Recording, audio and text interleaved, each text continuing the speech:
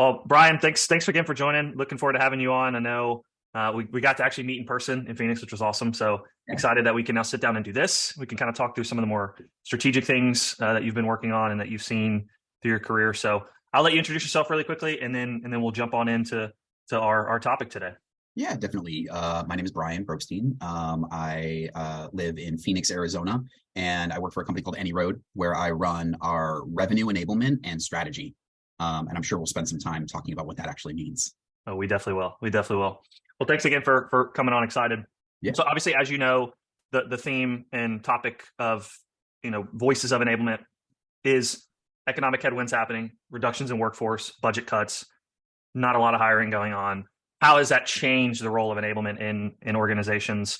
And because of that change, how do we also elevate enablement in an organization? Because typically we are seeing the most affected by these budget cuts and reductions in workforce are support staff. And unfortunately, I think in a lot of organizations, enablement can kind of fall into that support staff. It's not, and we'll definitely cover that. But I think it tends to be seen as more of a supportive role. And so really today is just to allow you space to kind of talk through how do we elevate enablement in organizations despite what's going on. So again, looking forward to have you. And I guess to kick it off, the best way that we can do this is tell us how do you elevate enablement in an organization where leadership maybe doesn't see you as a strategic function just quite yet? It's a great question and something that I get asked a lot. And the answer would be different depending upon the size of your organization, the maturity of your organization, and a variety of variables. But let's just kind of stick with that. Is that I often think about this kind of binary of breadth and depth in your skill set or in your job description.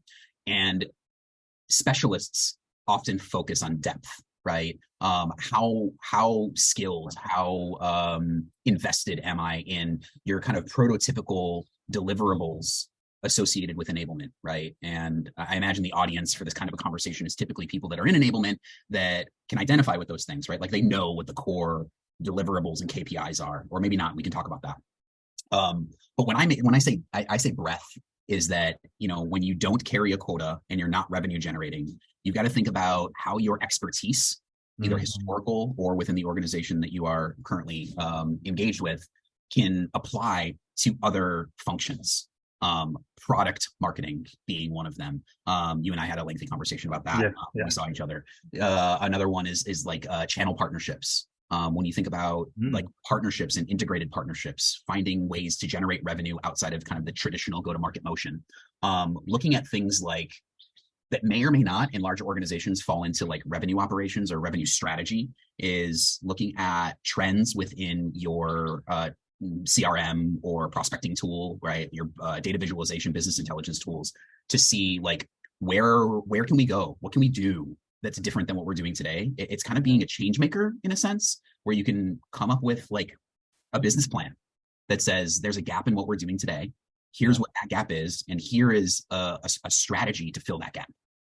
I love that. Yeah, it's interesting. I said this recently, and you just reinforced the same idea that I said, and I'm curious if you've ever thought about this. You're like a sales rep, just internally. You're like identifying, you're like, yes, I know. You're like identifying problems, and you're trying to create solutions for those problems. But in order to get approval to do the solution, you're having to build business plans. You're having to engage with stakeholders. You're having to do, like actual sales process and sales methodology in order to get this stuff done. So I'm curious, how do you think about that, first of all, as like an enablement lead looking for buy-in in these different programs, and who are you typically partnering with? Yeah, I would say that sentiment of like, I'm in sales and I'm selling internally always. So a couple things to unpack there. One is that is true for every single person at every single business everywhere in the world. So and true. As soon as you adopt that, it will have a significant impact on your career. So true. It's good. I often, as someone that does go-to-market enablement or revenue enablement, like the breadth of my audience, going back to breadth, right? It's not sales, right? Yep. Or people that have a title that is associated with quota carrying, target attainments, right? KPI driven. Those things are absolutely true.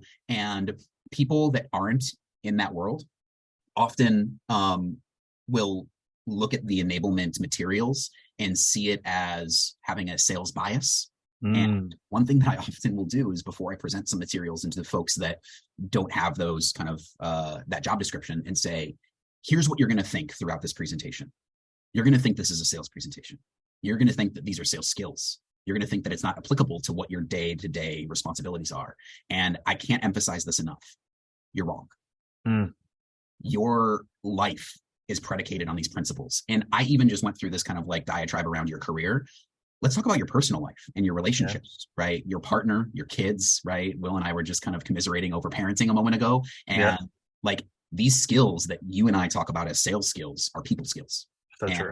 You need to sell internally. You need to manage people. How about someone that manages a team of 12 and you're trying to get them to adopt a new concept? You're trying to get them to use a new tool. You're trying to get them to charge collectively towards a specific goal. Like, that's all you're doing is selling, right? Like, that's the whole job.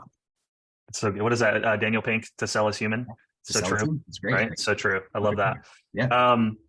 So let's talk about this a little bit. Let's get a little bit more specific, because I really like this. Yeah. You're kind of saying, and correct me if I'm wrong, but enablement is more of a generalist role in a lot of ways. Like, you're saying I'm thinking about how can I impact revenue in multiple facets, not just the traditional like sales facet, like partnerships, and maybe even customer success is probably something that you've thought about quite a bit or actively working on.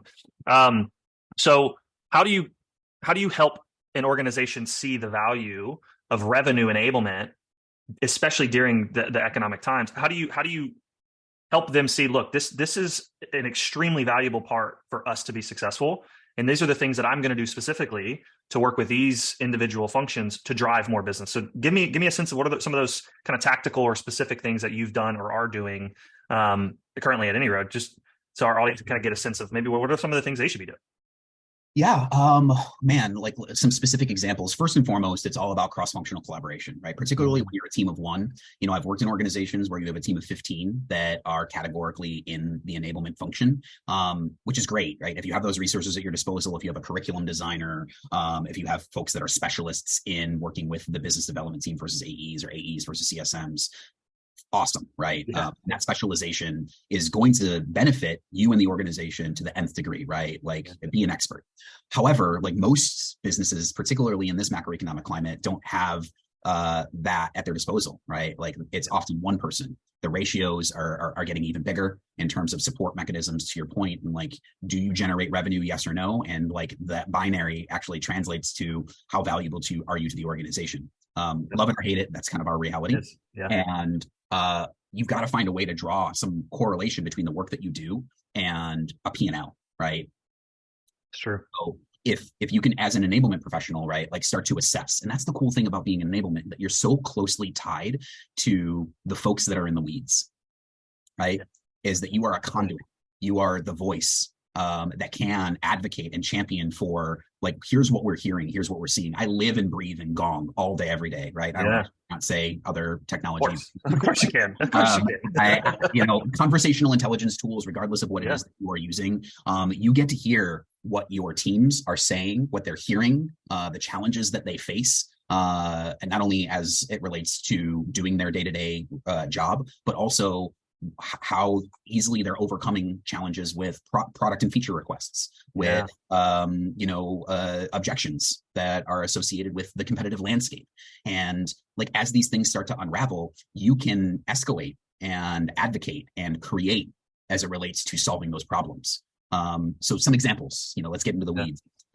Organizations that find their sweet spot with an ICP and target personas often go deep into those and find a lot of success. Now, at some point, you hit this kind of tapering effect as you saturate that market and determine, like, where do we go next, right? Yeah. Who's a different persona that we should go after as it relates to their title and their skin in the game relative to the problems that we solve? Or what other segments, industries, geographies, and how do you assess those things, right? Like, so how do you, as someone that's involved in enablement, you're enabling inbound BDRs, so you have some visibility into the types of businesses that are coming through the inbound funnel, right? And looking at some trends associated with that. You're looking at the opportunity creation, right? And the different sources, whether it's BDR sourced, whether it's inbound, whether it's AE sourced, whether it's channel partner sourced, and looking for some trends. And as you start to identify those trends, it's saying, okay, well, only 5% of our pipeline is associated with this particular cohort, but should it be 10%, 15%? What's this serviceable market within that category? And saying, how do we experiment in that category and use our current messaging, our current content and collateral? How much do we have to iterate on that messaging, that content collateral, the social proof that we would use, right, to kind of create that relatability? And whatever is adjacent or kind of related to, intersecting kind of in this idea of we do great work for fill in the blank, where else can we go? And I think enablement is uniquely positioned to help move that forward. Dude, I love this. I could geek out on this forever. This hasn't been talked about yet. So you're pioneering this conversation right now. Sounds very sales ops, rev ops, but not fully, right? It's like this like perfect in between where you're brokering sales to rev ops or sales to product marketing, even, because you're talking about new messaging and new positioning, new use cases and case studies and things like that.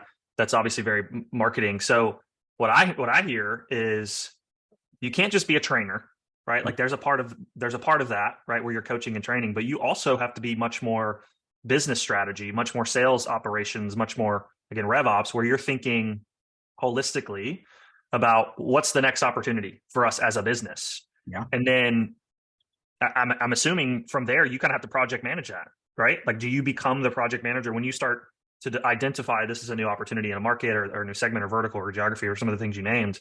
You kind of become the project manager, right? I think so, depending upon your personality traits, right? Like certain folks that are in an enablement role maybe aren't necessarily comfortable like corralling all of the cross-functional stakeholders that are responsible for maybe a new go-to-market strategy. And, it really just comes down to, are you a key contributor? Are you a stakeholder, or are you an owner? And I think dependent upon, again, your personality traits and also the resources that you have at your disposal. You mentioned that this kind of sounds rev opsy, but do you have rev ops at your company? Good point. I've had the role at a previous company where I was rev ops / enablement. And so I had to own both of those things. And that's the cool thing about, like, I think my background or my career, like why I will love what I do, is that there is a fluidity to it, particularly at startups, where like I've worked places that have no presence of product marketing. So you become product marketing along with enablement. They 100%. Have a single rev ops person that essentially is your Salesforce admin. And that's a full-time job, right? Like taking on responsibility and how you build out things like sequences in outreach or flows in another prospecting tool, right? Like whose job is that? Is it rev ops? Is it marketing? Is it sales leadership? But there's that connective tissue that like I can get the feedback from our marketing team. I can get the feedback from our sales leadership. But most importantly, the thing that is a huge belief system of mine, I learned this from one of my mentors, is like it's all about peer education. It's all about bottoms up enablement. Because I can say a lot of things. You're a sales leader and you can tell your teams, we're going to do this. We're going to be successful at that. Here's what we're going to try. Here's what we're going to adopt. Here's the evolution of the business. And unless your top performer is on board and doing those things, no one's going to do it. So a big part of enablement is creating internal champions for business evolution. Yeah. I mean, this is another topic I love, because I asked most people this when we're talking about like the strategy side, which we can get into a little bit more in a minute, but like, you're in the trenches and you're building these programs, or you're, rolling out certifications, or you're, hosting you're building out a new sales methodology and you're hosting, seminars and training courses on that or whatever it is. That's all great. But like, do your sales reps want to do that? Are you getting buy-in from your sales reps? Because I think that is probably the hardest part, right? I'd imagine. And you said something very interesting to that, which is if I can get the top performers in the business to buy into it at least a little bit, enough, then everyone else will probably follow suit. And I 100% agree with that. But it's tough, right? It's tough. Like how do you identify the top performers and then figure out a way to get them involved? Do you try to get them involved before you roll it out and give them like a stake in it? I feel like that probably helps a little bit. What's your process for that? Like you're rolling out something new. You want to get top performers. What do you do? You gotta first and foremost, it's top down from a buy-in perspective first, right? When I say top down, I mean like leadership has to be on board. That this is something that we're going to endorse, we're going to champion, and we're going to hold people, most importantly, accountable to it. Because no matter how exciting it is, or even like the end user, the audience that you have for this evolution would be like, this is awesome. Like change management is hard, right? Very. Yeah. And people that are super interested in something, if it's not in their, this is like cliche stuff, but like if it's not in the top 3 things that they're focused on at any given time, it's not a priority for them ever. So what I like to think about is, first and foremost, you get that kind of buy-in and commitment from your leadership, your go-to-market leadership organization to say, we are going to advocate, endorse, and hold people accountable. Then it's understanding like who are your champions and who are your snipers. So your champions are those people that have a growth mindset. They're scrappy. They're the ones that are going to look at like a new approach and be like, I have nothing to lose. I'm going to try these things and see how it goes. And if you can, and you say like, how do you identify your top performers? They're the top performer. The great thing about sales, at the very least, when we're talking about that cohort of a revenue team, is like who's generating the most revenue, who's closing the most deals. And those are the people that you need to, at the very least, have as part of your instructor-led trainings, contributing to the thought leadership in sessions, and potentially pulling them in beforehand and having them contribute to the content, right? What slides can they present during your sessions? I think that's big. It's huge. It's huge. So that's a big part of it. And then it's a little bit of the wizard behind the curtain in that, like, if you can get people to start trying things and it's working, right? In an ideal world, that's what happens. It actually works. That you don't even need to revisit it because they're going to tell their friends who tell their friends. It's like that scene in Wayne's World where it just becomes the Brady Bunch screen. And they tell their friends, and then they tell their friends, and then that's how a trend starts. So that's the goal.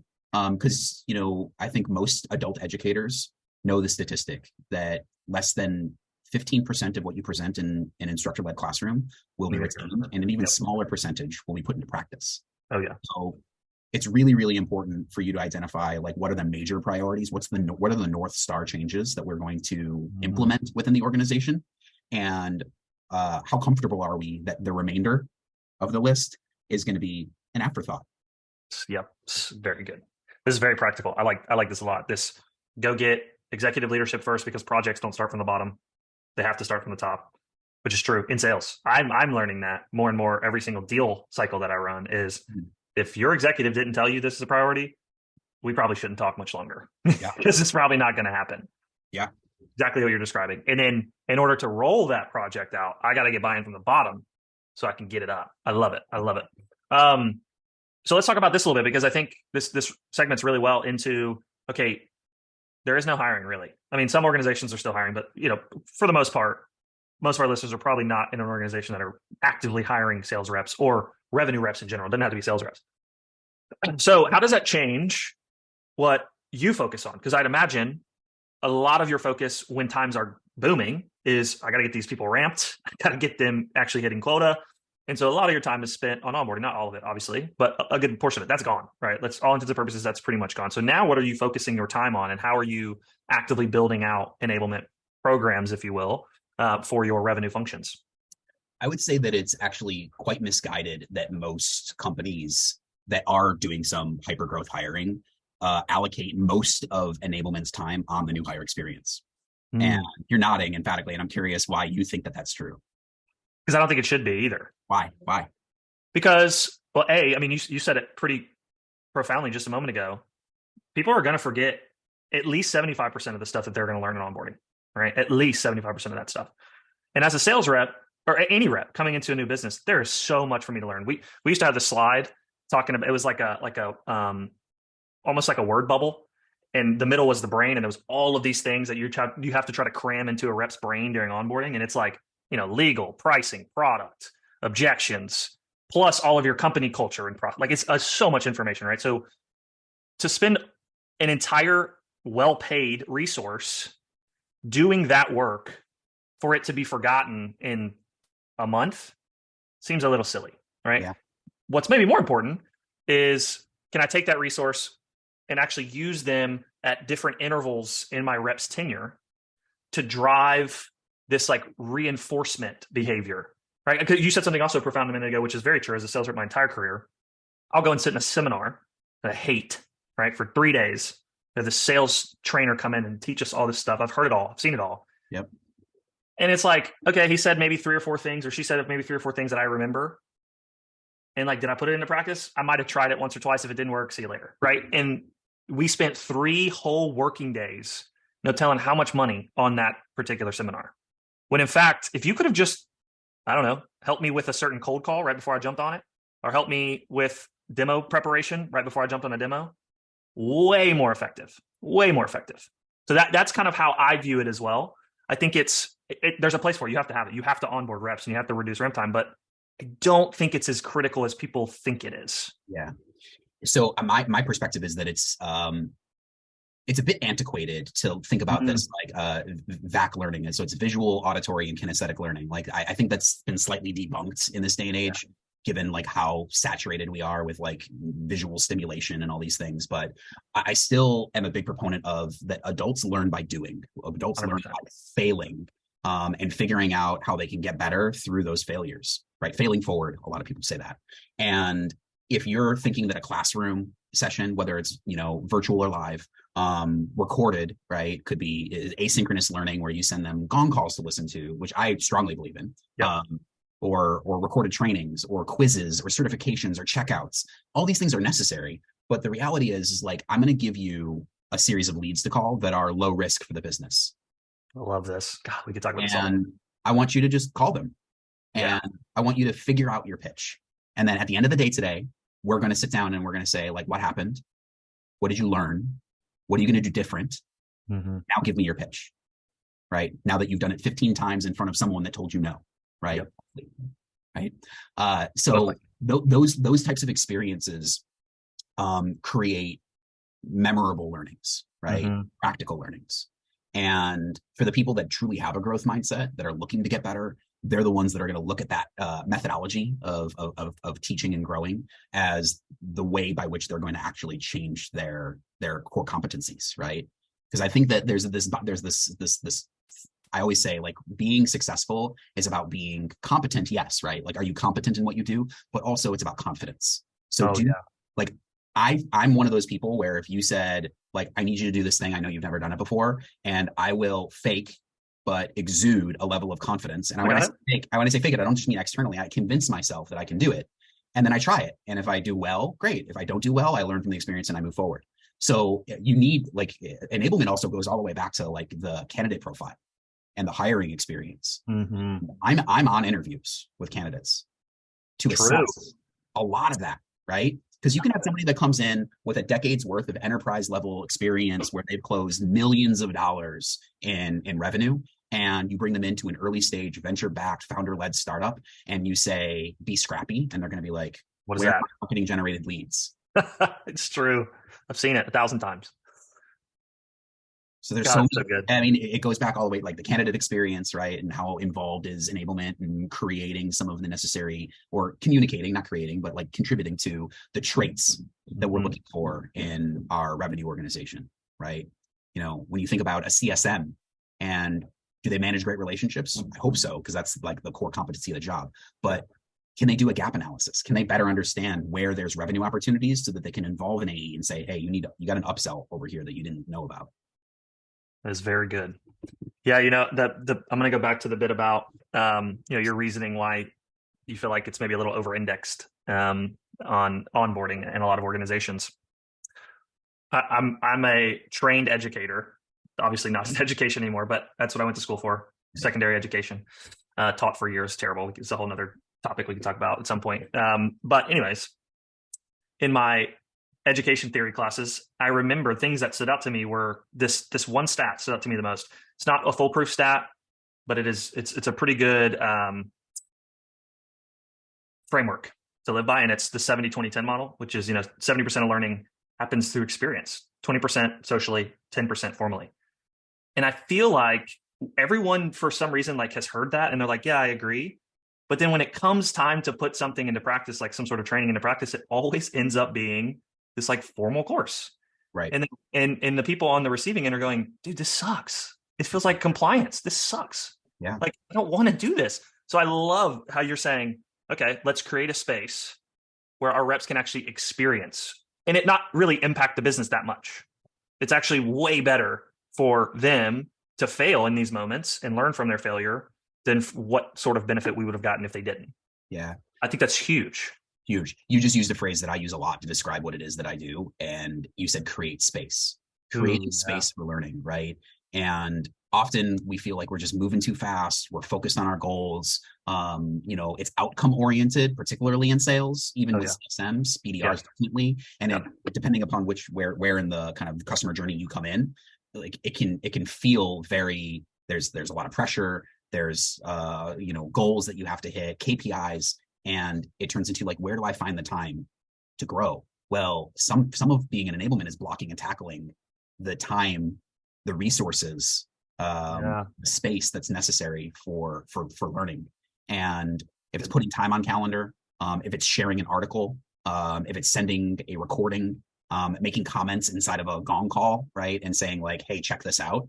Like those things seem trivial in nature, right? Like anyone can do that, regardless of where you come from or who you are or what your title is. Yeah. But like, fortunate enough to be my responsibility to do those things.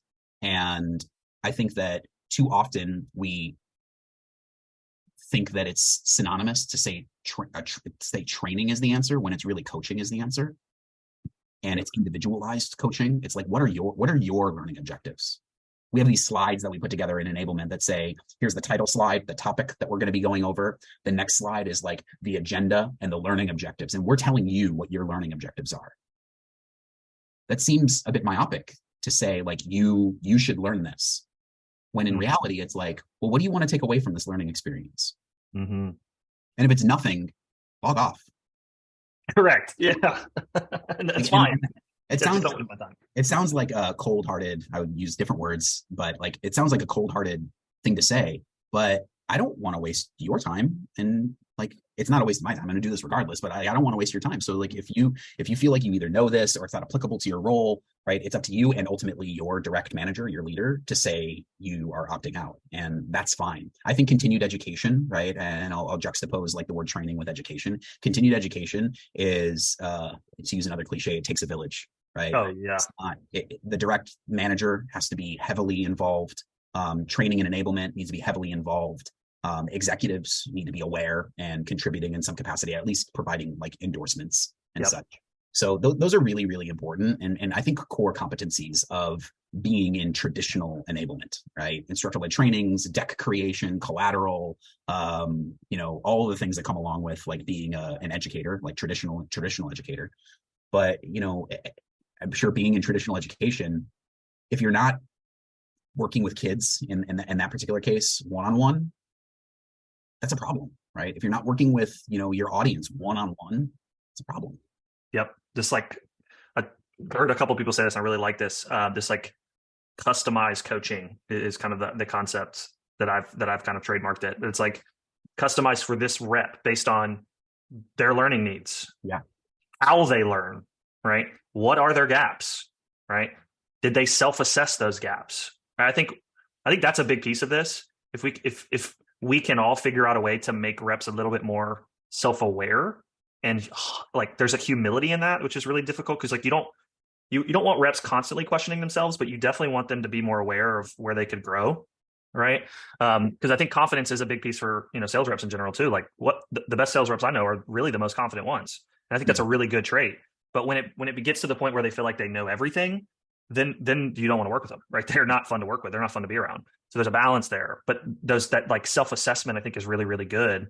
And then I think you said something that was really interesting as well about getting the sales managers involved.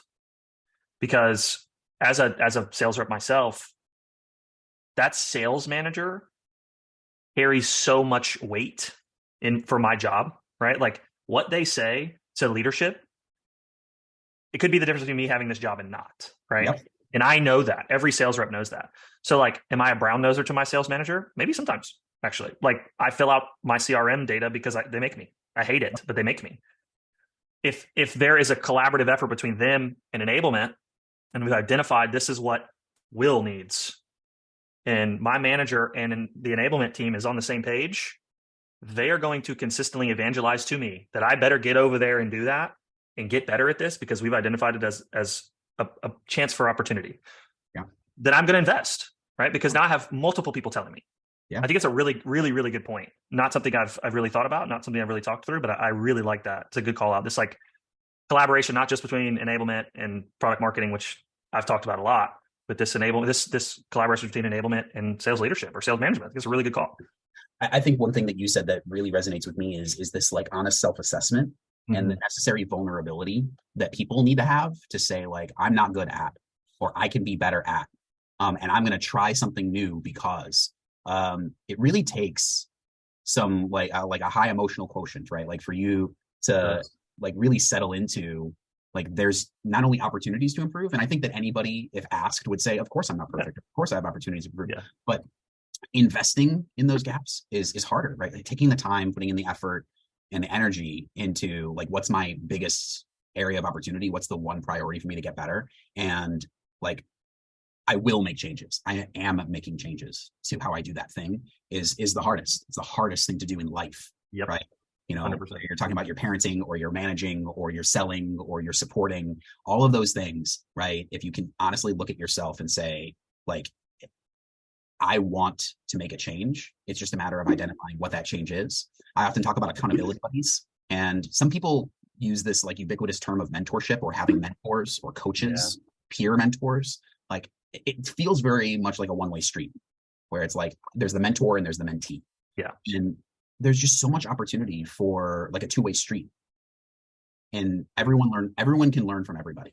Like the most junior person in sales that's never done it before can teach something to someone that's been doing it for 20 years and vice versa, right? 100%. So like it is, again, creating that necessary space and saying, hey, like who would you really want to like work with on getting better, right? If you had to identify someone in the organization that would be a great accountability partner for you, who would that be? And getting them to identify, right? Someone that they respect, they trust, and that they rely on, so that that person can be like, hey, remember you said you were going to listen to 2 calls today. Did you do it? And it's not coming from a leader, a manager, or someone within the organization that you have to do it. It's that you're choosing to do it. Yeah, that's so good. I love that. I don't think I've ever had that type of structure, but I've always felt like I've created it somehow.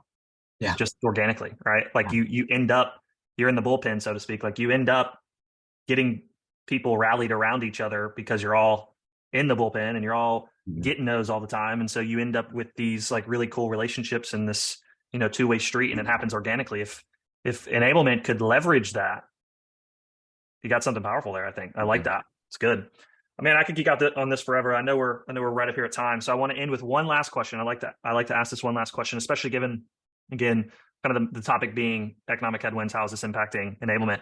A lot of enablers, experienced or not, are moving into new roles because they were, unfortunately on the bad end of a riff, and now they're finding new opportunities in the middle of interviewing and all those types of things. So for the listeners out there who are currently interviewing or looking for roles, what advice would you give them as they're looking into new organizations or interviewing? What are some of the red flags that you would be looking for within an organization that you'd say, I don't think I want to work there as an enablement professional, versus what are some of the things that you would get excited to hear if you were in an interview? Yeah, I mean, you have to have a certain personality or disposition to, like, I think you and I talked about this as well, to have a hunger for the startup life. Yeah. And like my answer to that question is going to be biased towards that, is that when you're looking for a new role, and if it's within enablement because that's your background, if it's within enablement but that's not your background and you're looking for an enablement role, or if your history is enablement and you're looking for something else to do, it's a matter of looking for a company. And I can say this so confidently about the job that I currently have here at AnyRoad, is that my interview process was with most of the executive team, which is probably not that traditional for where we are. We're a Series B funded business. The team was in hyper growth when I joined, and lots of people coming on board. But I met both founders. I met our CTO. I met our CMO. Like all these people as I was interviewing. And the sense that I got was that they were everyone was open to growing, learning, and collaborating, experimenting, failing forward. There's this sentiment about like, what is it? Perfection is the enemy of productivity. And too often when we're interviewing, we try to like dig deep into what we're the best at. First is, right, I'm really good at a lot of things, right? I will say this very openly, and it sits well with some folks and it doesn't sit well with others, is like I'm a B- to B+ kind of guy across everything that I do. Never really a C or a D and F, but and very seldom an A, but there's very little that I can't, because being scrappy, being relatively smart and like experienced, I can get in the weeds and be successful at most things. And if you go into conversations with hiring managers, with recruiting, with the idea that like you can have impact and influence across the business versus just the role that you're interviewing for, like that's a place you want to be. Yeah. Right? If you can get the sense that they want that from somebody and you feel like you can contribute that, like that's a match made in heaven. I don't want to be a specialist, right? Like I don't want to go to a public company where my role is new hire onboarding for North America. Sounds miserable. Sounds miserable, right? Like that's a hard pass for me. And I just really, I would give everyone the advice of, right, like find a place where you can just kind of spread your wings, you know, and dabble a lot in things that maybe aren't traditionally within your skill set, but a place for you to learn, grow, find your niche and double down on it. It's awesome. Such good advice. Let yourself explore a bunch of different things in an organization. Find the organization that wants you to do that, because then not even you'll get that cool experience, but you also might learn, hey, I'm actually really passionate about this one thing. Yeah. Who knew? Yeah. I love it. It's awesome. Bryan, this has been amazing. I think the practicality that you've given us is so good. Some of those, you know, like unconventional, I know we talked about this. We didn't end up actually using this verbiage today, but you definitely brought it. This like these unconventional things in enablement are what we have to do to prove our worth in so many ways. It sounds terrible, but it's, you know, it is the way it is. Yeah. I love it. I think there's some really good takeaways here that our listeners are really going to learn from. So I appreciate it. Thanks again for coming on. We might have to have you on again at some point to talk about a whole new topic. Just a fresh perspective. I love it. Sounds good, man. Really appreciate it. All right, Bryan, have a good weekend. You too. Bye.